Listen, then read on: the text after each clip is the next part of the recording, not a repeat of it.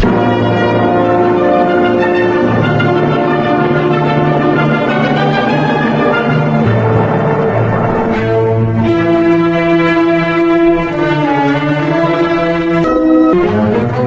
semuanya, apa kabar? Pastinya kabar baik, bukan? Bersama saya Romeo Dirk Junior di channel yang spesial membahas tentang video-video apologet Kristen dan video-video kesaksian Kristen yang berasal dari sumber-sumber data yang terpercaya dan valid. Video ini bertujuan hanya ingin mengedukasi penonton tentang apa yang dibahas sesuai judul video. Ya, saudara sekalian, untuk lebih jelasnya silakan menonton video berikut ini sampai selesai sehingga Anda bisa paham dan mengerti apa yang dibahas. Jangan lupa tinggalkan pendapat Anda di kolom komentar. Selamat menonton. Terima kasih. God bless you. Tuhan Bapa yang tidak pakai celana, Tuhan Bapa yang nonotnya kemana-mana, berkahilah makan kami, berkahi segala yang diberikan kepada kami. Ya Tuhan Bapa, ya haleluya, haleluya. Cuy. Nah, baru boleh dimakan. Bismillahirrahmanirrahim. Itu yang benar, paham gak? Yuk. Edis kapan bertobat? Nah kan, bukankah itu yang saya kirimkan pesan kepada kamu Irma? Kapan bertaubat Irma? Ya coba, tapi nyalakan kamera dulu ya Irma. Kita udah lama nggak ngobrol. Oke. Bang Edis kapan? Kamu masih siaran di situ? Siaran di mana? Nah, karena tempat itu Udah beres. begini Irma. Karena tempat itu saya masih ingat. Karena ada yang ngirim video ke saya. Dia kirim video tuh begini. Kamu sambil Bang Edis lagi tidur. Iya. Tadi ada loh. Tadi ada Bang Edis. Bang Edis katanya Bang Edis nak berkawin sama Irma. Ada tadi. Tenang dulu Irma ya. Ini. Pada waktu itu kamu siaran di tempat ini, backgroundnya ini, terus kamu bilang begini, Bang Edis lagi tidur di ini, seolah-olah orang jadi nangkepnya kamu itu lagi sama saya, sedang sama saya. Nah, disitulah kamu sedang melakukan yang namanya kedustaan. Dan kita tahu bahwa Muhammad membolehkan perkara dusta itu, betul, dalam 3 hal. Setuju? Iya. Nah makanya saya bilang, Irma kapan bertaubat gitu. Jadi yang bilang kapan bertobat itu saya harusnya. Kalau kamu bilang ke saya kapan bertobat ya tidak pantas. Silakan. Iya kan Irma ngajak Bang Edis kapan bertobat. Maksudnya suruh bertobat ngikutin yang bohong-bohong. Enggak, tadi Irma dengar loh Bang Edis kan menyampaikan bahwa Tuhan Bapa itu katanya kan punya anak lah inilah itu. Tapi di kitabnya Bang Edis sendiri mengatakan bahwa Tuhan itu Esa Bang Edis loh. Kok mengutus anak ini? Itu maksudnya gimana Bang Edis? Baik. Esa itu bahasa Indonesia, setuju? Setuju. Oke, waktu ayat itu dibicarakan pada waktu konteks itu tidak dalam bahasa Indonesia, setuju ya? Nah, itu dibicarakan begini, Shema Israel, Adonai Eloheinu, Adonai Echad. Jadi kata Esa itu bahasa Indonesia yang diterjemahkan dari kata Echad. Nah, apa arti Echad? Echad itu artinya begini, Esa atau satu di situ artinya begini Irma. Jadi pada waktu itu ada bangsa-bangsa selain Israel, mereka itu menyembah para ilah juga. Di mana Tuhan-Tuhan mereka itu seperti Tuhannya orang Mesir, orang-orang sekitar. Mereka itu sifatnya tidak seperti Tuhannya orang Israel.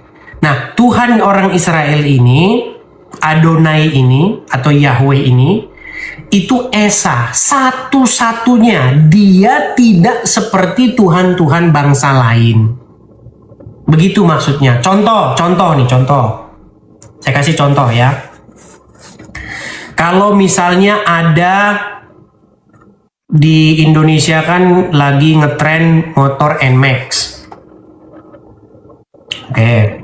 Semoga Irma mau belajar ya. Saya senang kalau ngajarin Irma ini karena Irma ini sebenarnya spesial loh. Tapi kok kenapa jadi begini? Sebentar. Karena Irma ini seorang yang spesial, tetapi ada sesuatu yang membuat Irma ini kok jadi agak lain. Sebenarnya saya mau ajarin karena saya menjadikan Irma ini mewakili orang-orang muslimah yang lain. Gini ya. Kalau Irma punya satu sepeda motor NMAX. Cuman satu itu sepedanya Irma itu, sepeda motornya. Satu-satunya sepedanya Irma itu NMAX itu. Itu tidak bisa dikatakan Esa. Tidak bisa dikatakan Ehad. Atau satu. Nggak bisa. Karena apa? Karena ada yang lain yang mirip kayak begitu. Contoh, sepeda motornya si siapa? Si Yuli juga NMAX. Berarti ada sepeda motor NMAX yang lain. Nah, makanya Tuhan itu Esa. Adonai itu Esa, dia itu satu-satunya. Dia tidak seperti para dewa-dewa bangsa lain. Gak ada yang seperti dia. Makanya ketika Tuhan Yesus ditanya, ini saya bacakan ya. Karena Tuhan Yesus pernah ditanya, Guru, apakah hukum yang terutama? Nih, kita kalau ngomong pakai Alkitab ya. Bentar.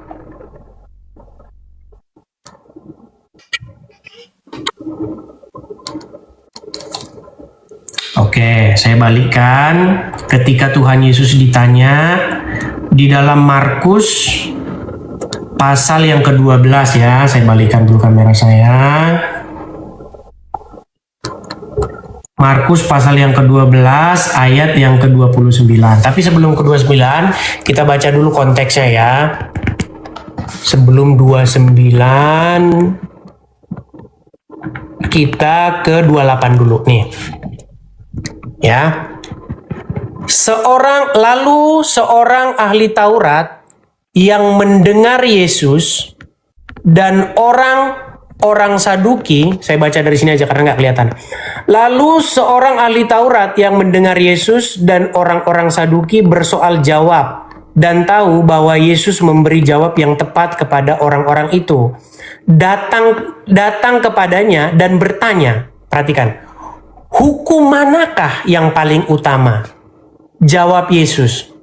Hukum yang terutama ialah dengarlah hai orang Israel, Tuhan itu Allah kita, Tuhan itu Esa.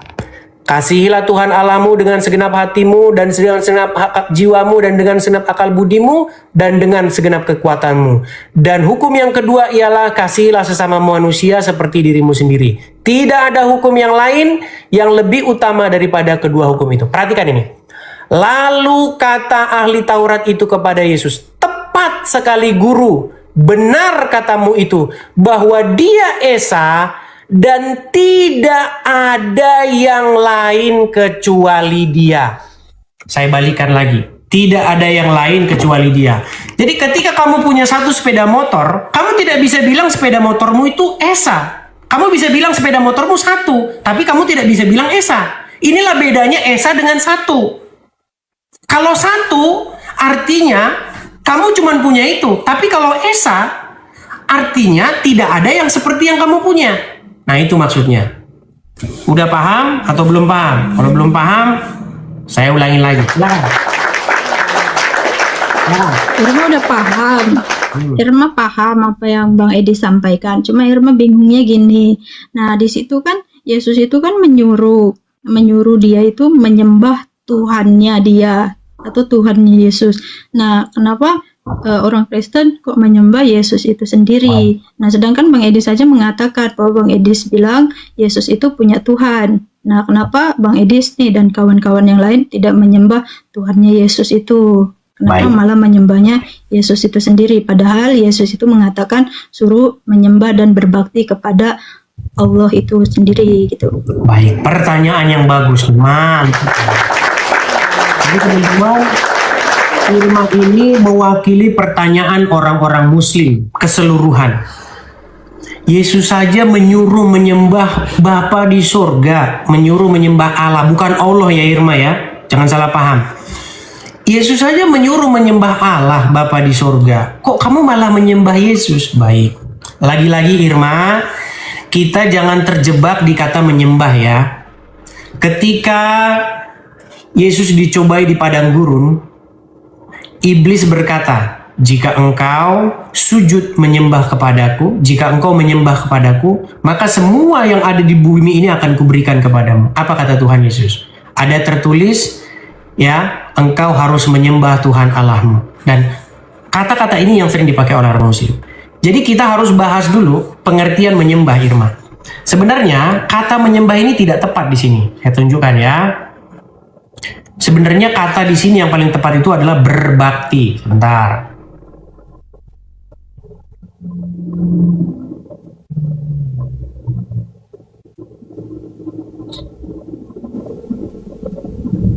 Baik. Saya balikkan dulu kamera saya. Ketika Tuhan Yesus dicobai di padang gurun di dalam Lukas pasal yang keempat, saya balikkan lagi ya. Ayat yang ke-8. Baik. Lihat nih, ya inilah yang sering dipakai oleh orang Muslim. Yesus saja menyuruh menyembah Allah, kok kamu malah nyembah Yesus? Perhatikan. Jadi, jikalau engkau menyembah aku, seluruhnya itu akan menjadi milikmu. Tetapi Yesus berkata kepadanya, ada tertulis, engkau harus menyembah Tuhan Allahmu, dan hanya kepada Dia sajalah engkau berbakti. Jadi kita harus bisa membedakan. Kita cek bahasa aslinya ya. Kita klik ini besar. Oke. Kita cek. Irma kan juga ngerti bahasa Inggris. Irma kan mau ke Amerika sebenarnya. Baik. Tadi pasal yang keberapa? Ke-8 ya. Oke, kita cek, kita pecah kata-kata per kata ya. Kita pecahkan kata per kata di sini. Baik, ini kata per katanya Irma. Dan setiap kata ini dikasih bahasa aslinya. And Jesus answered. Yesus menjawab. Him ini maksudnya adalah iblis itu. Tertulis, you are to worship the Lord your God and to serve only Him. Nah, jadi kalau kata worship di sini kalau kita lihat kata yang di worship di sini itu proskuneo. Nah, kalau kita balik lagi di sini ada kata-kata serve, ya. Nah ini latrioe latrewo. Nah, jadi kita harus bisa membedakan ini. Saya balik dulu kacamata saya, kamera saya sebentar. Jadi begini Irma. Sebenarnya kata-kata proskuneo atau yang sering diterjemahkan orang menjadi menyembah, kadang-kadang diterjemahkan berbakti, itu sebenarnya bisa kita lakukan kepada siapa saja. Yang tidak boleh kita lakukan itu adalah kepada iblis. Contoh, kata yang di dalam bahasa Arabnya itu Irma, itu adalah abada. Abada, abdu.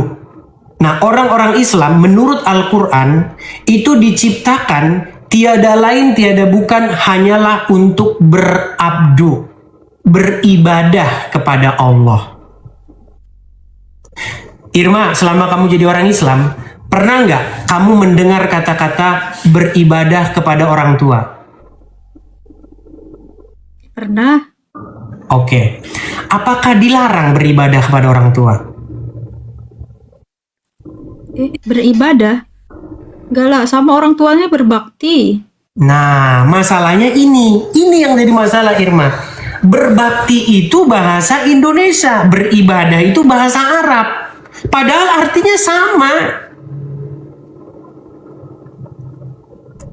Beribadah, ibadah itu bahasa Arab aslinya, bukan bahasa Indonesia. Tapi kita adopsi jadi bahasa kita kan. Bahasa asli ibadah itu adalah bahasa Arab. Dari akar kata abdu, abada, penghambaan diri. Nah, di dalam Al-Quran, itu manusia diciptakan untuk menghamba kepada Allah. Berbakti kalau bahasa Indonesianya. Bagaimana cara berbakti kepada Allah? Dengan cara mengikuti perintah-perintahnya. Betul nggak? Ya, betul. Salah satu perintah Allah adalah untuk berbakti kepada orang tua. Betul? Betul. Jadi ketika kita berbakti, beribadah kepada orang tua, itu sebenarnya bentuk kita berbakti kepada Allah. Dalam ajaran Islam ini kita ngomong. Nah, di dalam ajaran Kristen juga begitu. Bentuk ketaatan, bentuk penghambaan diri kepada Bapa di surga, itu adalah dengan cara kita berbakti mengikuti Yesus. Jadi, di sini ini sebenarnya masalah bahasa saja, Irma. Kalau misalnya kamu mempermasalahkan, Yesus saja menyuruh berbakti kepada Bapa di surga, kok kita berbakti kepada Yesus? Itu sama seperti ini, Irma. Allah saja menyuruh berbakti kepada dia, kok ngapain kita berbakti sama orang tua? Jadi lucu. Begitu. Makanya yang harus kita pahami itu, Irma, kita itu harus mengerti sebuah bahasa. Begitu. Atau kamu masih tidak paham? Coba. Irma paham yang Bang Idis katakan, tapi Irma mau tanya lagi, boleh? Apa itu? Silakan. Tapi sebentar, sebelum kamu bertanya, saya belum bertanya. Irma, Ya. Bapa di sorga sudah menyuruh supaya orang berbakti kepada dia. Bagaimana cara berbakti kepada Bapa di sorga? Yaitu dengan cara berbakti kepada Yesus. Berbakti itu sebenarnya sebuah kegiatan mentaati, melakukan apa yang dia suruh. Melayani, begitu. Betul. Nah, bagaimana cara kita melayani? Bagaimana cara kita taat, mengikuti perintah Bapa di surga? Dengan cara taat mengikuti perintah Yesus. Dengan cara taat mengikuti Yesus. Masalahnya begini, Irma. Kenapa kamu malah taatnya kepada Allah dan Rasul-Nya? Bukan taat kepada Bapa dan Yesus. Kan Bang Idis, dalam Islam pun sama, orang Islam itu berbakti kepada Isa Al-Masih. Cuma kan kalau Bang Idis kan manggilnya Yesus, tapi kalau kita itu manggilnya Isa Al-Masih gitu. Kita mengakui Isa Al-Masih, kita berbakti, bahkan kita memuliakan juga Isa Al-Masih, Bang Idis. Baik. Tapi orang Islam menyembah Tuhannya Isa Al-Masih, bukan menyembah Isa Al-Masihnya. Lagi-lagi kita ngulang menyembah. Ya maksudnya kita berbakti lah ya, kita Oke, berbakti. jangan pakai istilah menyembah ya, karena menyembah ini, Irma, itu sebenarnya perbuatan yang bisa dilakukan kepada siapa saja, begitu loh. Contoh, misalnya ada malaikat disuruh menyembah kepada Adam di dalam Al-Quran, tahu itu? Ya tahu. Sujud, menyembah itu kan bahasa Indonesia, bahasa Arabnya sujud. Nah, di dalam Alkitab yang dilarang itu adalah sujud kepada setan. Sujud berbakti kepada setan, itu yang dilarang. Begitu. Di dalam Alkitab jangan salah loh. Sujud kepada raja-raja itu lumrah. Bahkan di dalam agama, di dalam Al-Quran, Yusuf itu sujud kepada bapaknya. Mereka itu sujud kepada Yusuf dan bapaknya. Dan itu perbuatan yang gak masalah di dalam. Makanya jangan kita terpelintir. Bukan sujud yang sedang kita bahas, tetapi berbakti. Begitu. Terus tadi kamu mengklaim bahwasanya kamu berbakti kepada Isa Al-Masih. Nah, masalahnya begini, Irma. Isa Al-Masih ini, apakah dia ini adalah tokoh yang historis, tokoh yang sejarah? Ataukah Yesus tokoh yang historis dan sejarah? Karena kalau kita baca Al-Quran, Isa Al-Masih di dalam Al-Quran itu sudah jadi orang Arab. Iya, karena begini, Isa di dalam Al-Quran nyuruh nyembah Allah. Sementara kalau kita mau belajar secara sejarah arkeologis, ya, Isa kan harusnya bukan orang Arab, setuju? Ya setuju. Kalau dia bukan orang Arab, berarti mustahil dia nyuruh nyembah Allah. Karena apa? Kalau dia orang Ibrani, tidak ada di dalam bahasa Ibrani kosakata Allah, Irma. Bagaimana dia nyuruh nyembah Allah sementara fakta di lapangan kata Allah itu nggak ada? Coba bagaimana kamu menjelaskan ini?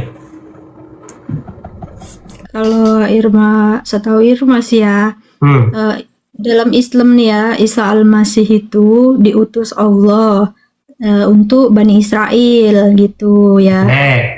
Ketika dia berbicara kepada Bani Israel, apakah dia berbicara dalam bahasa Arab? Tidak. Oke, ketika dia tidak berbicara dalam bahasa Arab, berarti mustahil keluar kosakata Allah dari mulutnya. Setuju? Ya.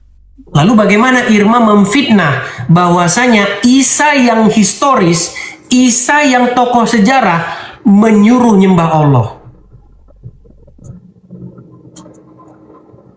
Kalau yang Irma baca sih, Irma ikutin dari kitab Bibelnya Bang Edis, yang Yesus itu menyuruh sembahlah Allahku dan juga Allahmu, hanya kepadanya lah kita berbakti. Nah, tadi sudah saya bilang kan sama teman-teman, karena LAI menerjemahkannya jadi Allah, jadi orang Muslim bacanya Allah. Jadi teman-teman, selama saya itu melakukan seperti ini, saya sudah bisa, saya tahu gitu di mana letak-letaknya. Jadi Irma, ketika kita membaca terjemahan LAI, di situ Tuhan Yesus berkata, ada tertulis, jangan engkau, sebentar saya baca ya, terjemahan LAI ya. Nih, ada tertulis, Lukas pasal yang keempat, Yesus berkata, ada tertulis, engkau harus menyembah Tuhan Allahmu dan hanya kepada Dia sajalah engkau berbakti. Jadi di sini Irma, Yesus tidak sedang menyuruh orang-orang untuk menyembah Tuhan di dalam pengertian Tuhan itu adalah Allah. Tuhannya orang Arab. Tuhannya orang Mekah.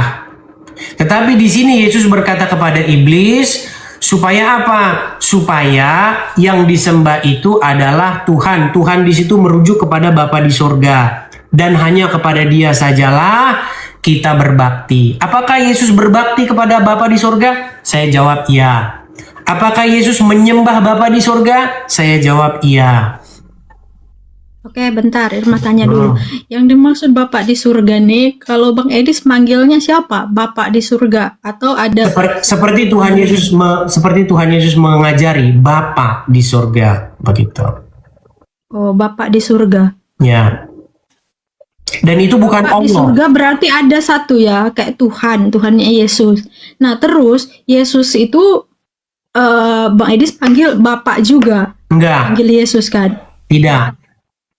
Jadi Bapaknya saja, Bapaknya yang di atas, Yesusnya yang di bawah gitu. Ya, ketika kita memanggil Bapa di surga, kita panggil seperti Tuhan Yesus memanggil, yaitu Bapa.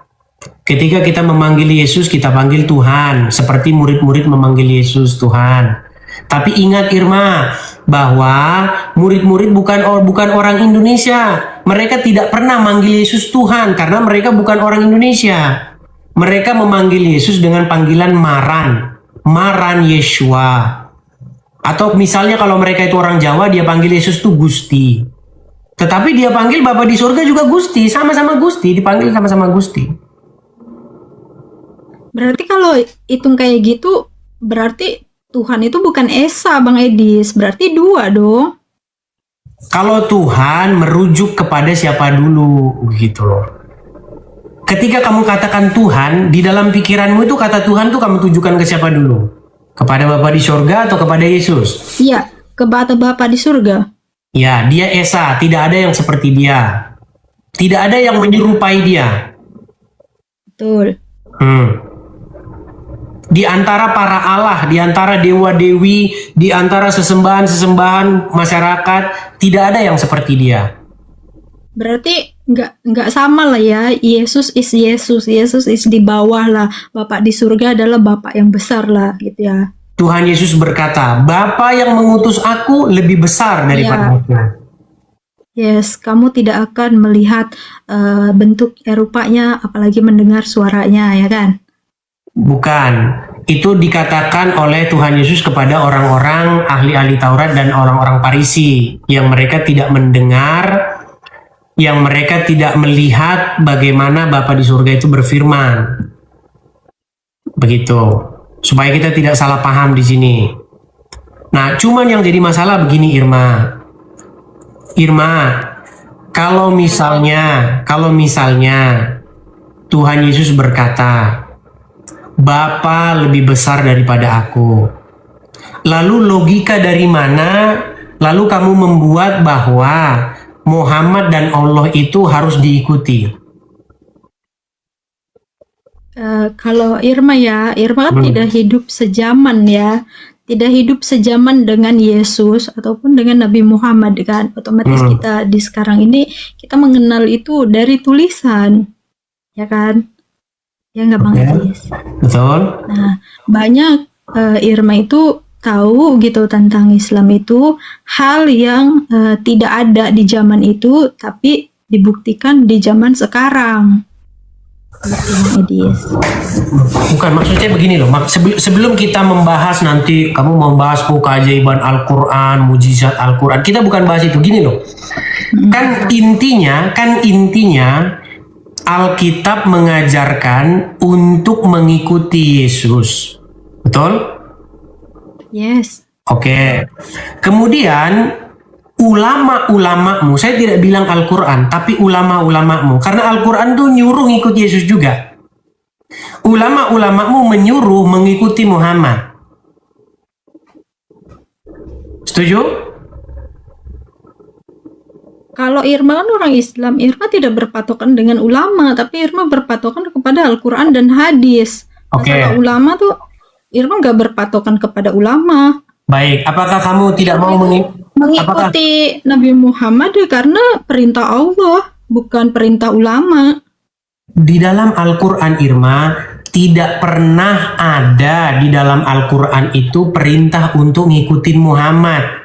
Di dalam Al-Quran itu perintah itu untuk mengikuti Rasul.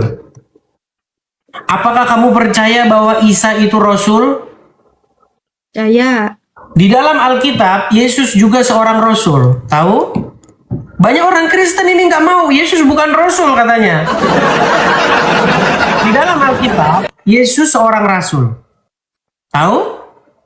Yes, Irma Nah, tahu. kata rasul itu sebenarnya merujuk kepada Yesus. Di dalam bahasa aslinya itu Roshel. Rosh itu Rosh dari L. Ini banyak hal yang nggak diketahui orang-orang ini. Jadi rasul itu sebenarnya bahasa Ibrani dari kata Roshel. Rosh daripada sang L. Begitu. Utusan daripada Elohim. Itu sebenarnya merujuk kepada Yesus, bukan merujuk kepada Muhammad. Kalau misalnya kamu pahami Rasul di situ adalah Muhammad, di dalamnya kan dikatakan di dalam Al-Quran, sesungguhnya di dalam diri Rasul itu terdapat suri tauladan yang baik. Setuju? Setuju. Dan kita disuruh ngikut. Setuju? Setuju. Oke. Dulu kamu masih ingat ya Irma, kita pernah ngobrol? Muhammad menyuruh hal-hal yang tidak baik dan kamu sudah mengiyakan saya. Saya harap kamu jangan karena kebencianmu kepada saya, jangan karena kebencianmu kepada satu kaum, kamu tidak lagi menggunakan logika kamu. Saya tahu latar belakang kamu Irma, kamu udah cerita panjang lebar sama saya. Saya tahu masa lalu kamu gimana, kamu udah cerita. Bagaimana kamu akhirnya pada waktu itu udah ngomong. Nggak bisa saya mengatakan Muhammad ini suri tauladan. Ketika dia menikahi anak di bawah umur, ketika dia menyuruh seorang perempuan menyusui pria lain, apakah bisa kita katakan itu suri tauladan yang baik? Tapi kan waktu Irma tanya sama Bang Edis, Irma kan bertanya lagi sama Ustadz yang paham tentang Islam, maksudnya kayak ulama atau kiai gitu. Jadi Irma tuh dijelaskan dari apa yang Bang Edis sampaikan. Contohnya Irma. Ya, Contohnya kebaikan apa? Kebaikan apa? kebaikan apa yang dicontohkan oleh Muhammad ketika Muhammad menyuruh seorang perempuan menyusui pria lain yang bukan suaminya? Yang mana lah Bang Edi sama?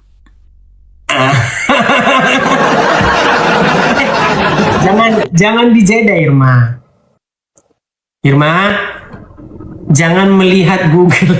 Dia ngeliat Google atau dia ngangkat telepon dari Nandar. Jangan debat sama dia.